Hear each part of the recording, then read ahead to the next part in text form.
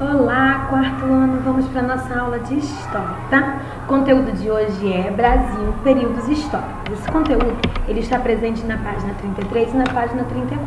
Vamos iniciar? Bom, Brasil, períodos históricos. Para chegarmos ao que hoje somos, muitos fatos aconteceram, tornando-nos uma grande nação, com uma pluralidade de cultura imensa e com uma grande mistura de povos. Bom, então para chegar no que a gente é hoje, teve que acontecer muitas coisas, né? Nós podemos dizer que temos uma cultura imensa e temos uma grande mistura de todos os povos. E agora a gente vai saber os principais acontecimentos desses períodos, tá? Os primeiros anos de domínio português. Esse período ele começa lá em 1500 e vai até 1534. Então ele começa quando os portugueses chegaram ao Brasil e vai até o ano de 1534, tá bom? Pode ser chamado de período pré-colonial. Os portugueses envolvidos com o comércio asiático não tinham gente suficiente para iniciar um domínio efetivo no Brasil. Todos os contatos eram feitos nas costas, negociando com os índios a extração do pau-brasil. Várias expedições mapeavam as costas brasileiras e, eventualmente, eram estabelecidas feitorias fortes e que guardavam o território português de invasões francesas. Então, os portugueses eles ficaram muito envolvidos com o comércio. Lembra que o pau-brasil ele era o principal, era a maior riqueza que eles encontravam. Então, eles precisavam desse comércio. Só que esses portugueses que eram envolvidos com o comércio asiático, eles não tinham gente suficiente para iniciar esse domínio, ou seja, para ele mandar em todo aquele território. E todo o contato era feito na costa onde eles atracavam, né? E os índios mapeavam toda essa extração do pau-brasil, que era a principal riqueza. Nessa época, foi muito importante a expedição comandada por Martim Afonso de Souza, que em 1532 fundou a primeira vila brasileira, São Vicente, e logo depois fundou a vila de Santo André, ambas no atual estado de São Paulo. Esse português trouxe para o Brasil as primeiras mudas de cana-de-açúcar e o seu cultivo foi desenvolvendo-se em toda a faixa do litoral. Então, nessa época, o nome de grande importância era Martim Afonso de Souza, porque além de ter trago as primeiras mudas de cana-de-açúcar, foi esse momento que começou que essa planta, né, ela começou a ser cultivada, a ser desenvolvida em várias regiões dessa terra, Brasil, né, no caso, com a terra que eles descobriram. E além disso, Martim Afonso de Souza também, ele fundou a primeira vila brasileira, que hoje em dia é na cidade de São Paulo, tá? Mas nessa época era de São Vicente e Vila de Santo André, tá? Durante muitos anos houve uma grande disputa com os franceses, mas após várias lutas, os portugueses conseguiram expulsá-los.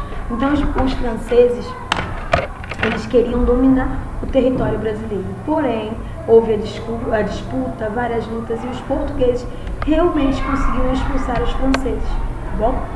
Agora nós vamos aqui, período colonial. Esse longo período é caracterizado pelas lutas entre brancos e índios e pelo processo de escravização dos escravos, dos africanos, que foram trazidos para a lavoura de cana-de-açúcar. A valorização da produção açucareira aumentava a procura por escravo, pois por volta do século XVI o açúcar era considerado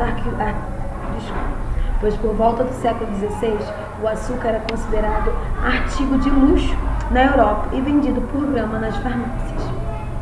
Então, depois dessa cana-de-açúcar, das primeiras mudas terem sido cultivadas aqui no Brasil, a cana-de-açúcar ela começou a ser vendida como considerada um artigo de luxo. O que é artigo de luxo? Era algo de riqueza, algo caro.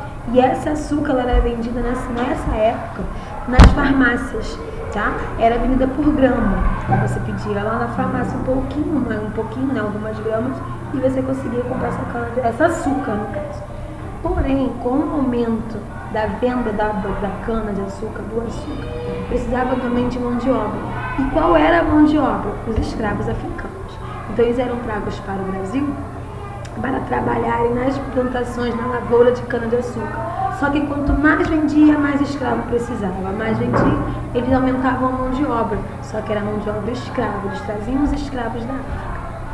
A cultura da cana-de-açúcar foi responsável pelo povoamento do litoral brasileiro e pela fixação dos colonos na terra. No período colonial, muitas cidades foram fundadas, crescendo posteriormente, graças à compra e à venda de produção local. Desses recursos, os principais foram cana-de-açúcar, a criação de gado, o ouro e o café. Então, essa cultura da cana-de-açúcar é essa cultura que foi responsável pelo povoamento, pelas pessoas irem morar no litoral.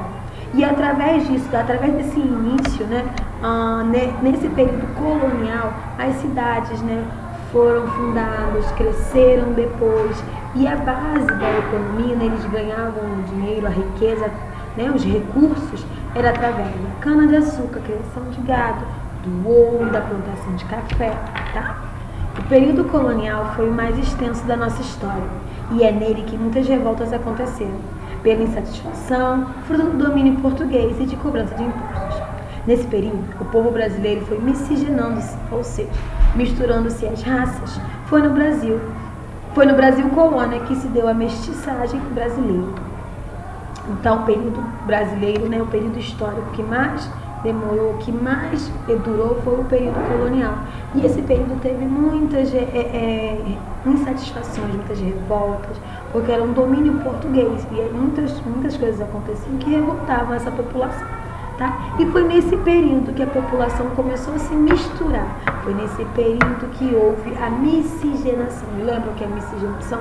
Mistura de raças. Então foi nesse período que começou essa miscigenação até formar ao povo brasileiro. Tá?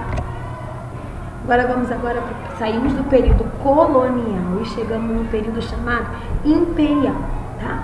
Que foi com a chegada de Dom João e da corte portuguesa em 1808. E assim iniciaram-se várias mudanças políticas e administrativas no Brasil. Essas mudanças culminaram com a elevação do Brasil à condição de Reino Unido, ao de Portugal e Algarves.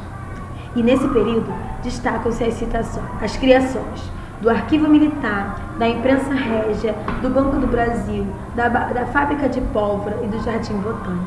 Sim, o Jardim Botânico ele foi criado nessa época, do Império, da corte portuguesa que veio aqui, da família real que veio aqui para o Brasil. E também das instalações das escolas médicas, do Museu e da Biblioteca Reais, da Academia Militar, da Academia de Belas Artes, entre tantas coisas.